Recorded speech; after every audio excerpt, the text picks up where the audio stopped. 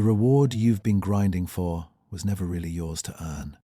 Yeah, I know that's a lot to take in, but stick with me because what I am about to break down isn't me just venting. It's about how these corporate performance reward systems actually work versus how they sell it to you. Most people walk into these systems thinking it's a pretty simple deal. Work hard, show up, go the extra mile, and the company's going to notice. Maybe it's a bonus, maybe a raise, maybe a promotion. Sounds fair, right? You put in the work, you get the reward. Clean and simple. But that deal was never really the deal.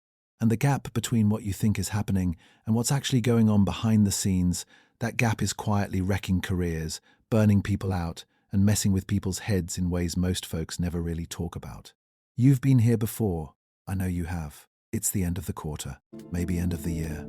You've been staying late, taking on stuff that wasn't even your job to begin with, picking up the slack when your teammate dropped the ball. And somewhere in the back of your head, you're thinking, okay, this is it.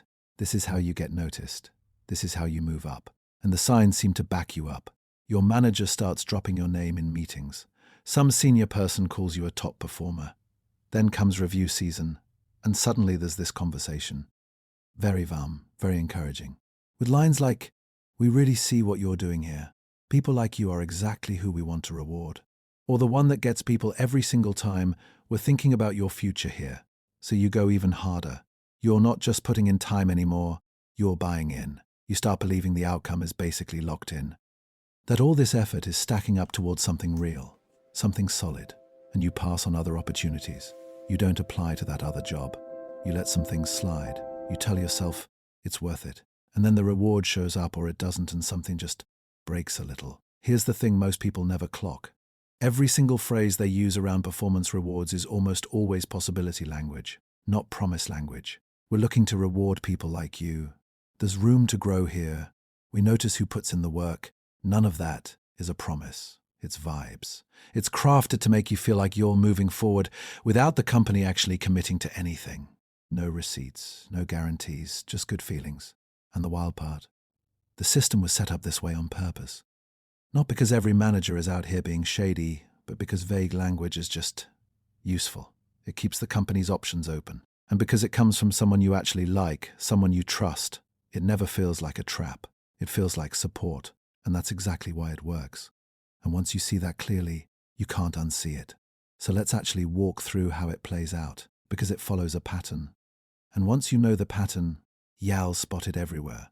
First stage expectation.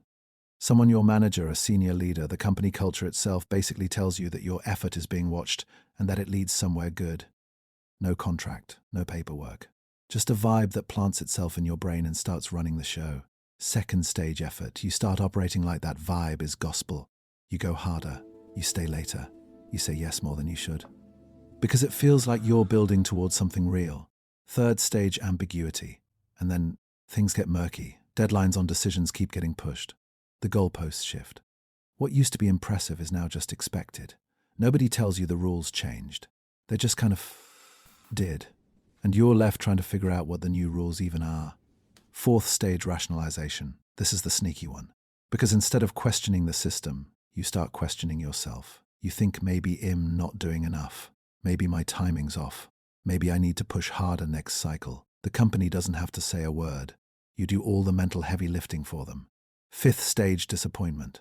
The reward either doesn't come, or it comes in so watered down that it almost feels worse than getting nothing. And because nothing was ever officially promised, you can't even really be mad about it. There's nothing to point to. The language was always just slippery enough to make sure of that. Sixth stage, detachment. You start pulling back. Not dramatically, just quietly. You stop volunteering for the big projects. You stop emotionally investing in outcomes you can't control. You still do your job, but that fire you had, that belief that this is going somewhere, that starts to die down. Seventh stage, resignation. And this isn't always quitting. Sometimes it's the opposite. Sometimes it's staying, but completely checked out. You show up. You do what's needed. But you've basically stopped expecting anything from the system. Now here's the psychology behind why this hits so hard. We are suckers for variable rewards. Seriously. It's the same thing that makes people keep pulling a slot machine. When a reward comes sometimes, but not always, and the rules feel a little fuzzy, your brain doesn't give up. It doubles down. It goes hunting. It convinces you that if you just figure out the pattern, the jackpot is coming. Companies accidentally or on purpose run that exact same play. Discretionary bonuses, promotions decided in rooms you're not in, recognition that shows up just often enough to keep you hooked, but never consistently enough to feel like something you can count on. The uncertainty doesn't kill your motivation. It actually jacks it up. That's the uncomfortable truth sitting right at the middle of all this. And the system has a few other tricks built in too. The language stays vague on purpose. High potential, leadership material. We're investing in you. These phrases feel like something, but legally, professionally, they mean nothing. They are all pressure, no promise. The bar keeps moving. Whatever you pulled off last quarter is your new baseline this quarter. There's no finish line. The more you deliver, the more gets expected, which means the reward always feels just out of reach. Nobody owns the outcome. When the raise doesn't happen, it's the budget. When the promotion falls through, it's the timing. When recognition gets skipped, it's just the way things shook out. There's always a reason. And the reason always belongs to someone else. And the biggest one, hope, is cheap, and companies know it. The idea that a reward might be coming is actually more powerful at keeping you around than a reward that already came. The wait is the whole game. If you've already got it, you might leave. If you think it's coming, you stay. After a couple of cycles of this, the damage doesn't look dramatic. It just looks quiet. People stop raising their hand. Not because they've gone bitter, but because they did the math. The effort is always real. The return is always uncertain. And after a while, you stop betting on uncertain. The cost is always real. The reward is always maybe. Trust fades too. And not just in the company. In the whole idea that working hard in a visible way actually leads somewhere. When that belief keeps getting let down, you stop operating like it's true. And companies see that as disengagement. But they rarely sit down and ask themselves where it started. Now look, I'm not saying every company is out here running a scam. Most of them are ront. Real talk businesses are messy. Budgets get cut, markets flip. The money that was there in January is genuinely gone by September sometimes. And a lot of managers out there mean every word they say when they say it. They want to come through for you. The system just doesn't always let them. But here's the thing, good intentions don't pay your bills. And they don't undo the months you spent grinding towards something that was never actually locked in. The real problem isn't that companies are evil. The real problem is the gap.